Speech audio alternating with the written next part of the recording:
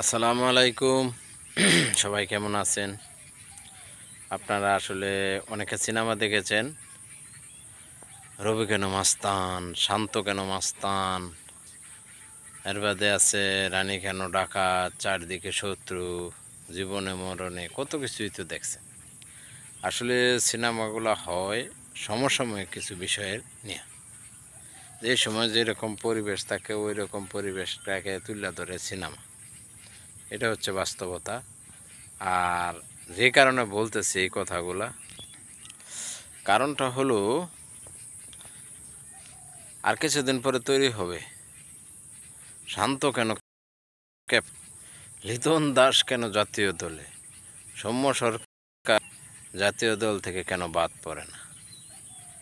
এই ধরনের কিছু বিষয় নিয়ে আসলে সামনে সিনেমা তৈরি হবে। আরও মনে করেন এরকমও হইতে পারে পাপন কাকু কেন বিসিবিতে এতদিন একটানা এক মেয়াদে কেন থাকে।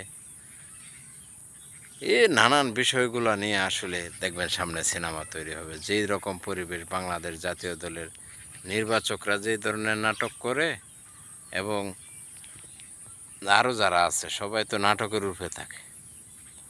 আর এই নাটকের কারণে মনে করেন এসব কিছু হইতেছে।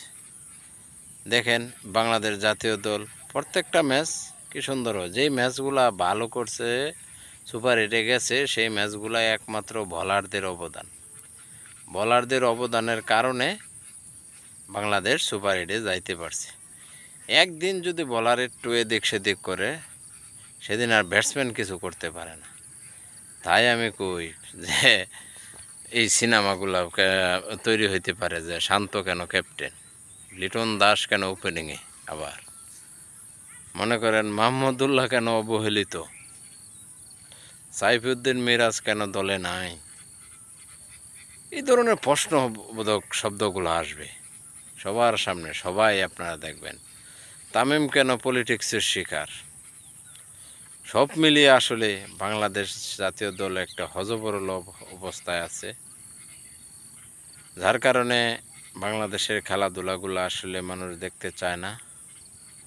যারা আমরা দেখি তারা আসলে একবারে আবেগে আপ্লুত, তাই এর কারণে যায় না। তো অনেকে গিয়ে দেখেন টিভি ভেঙে ফেলাইছে, অনেকে বিভিন্ন সময় বিভিন্ন কিরা গ্রুপ কাটটা ফেসবুকে দেখছেন, কিরা কাটছে, জুতা ফিটা করছে, অনেক কিছুই করছে। কিন্তু তারা আসলে যে তারা খেলাকে ভালোবাসে, অনেক অত্যধিক ভালোবাসে, যার কারণে এই ধরনের বিভিন্ন সময় বিভিন্ন কিছু করে।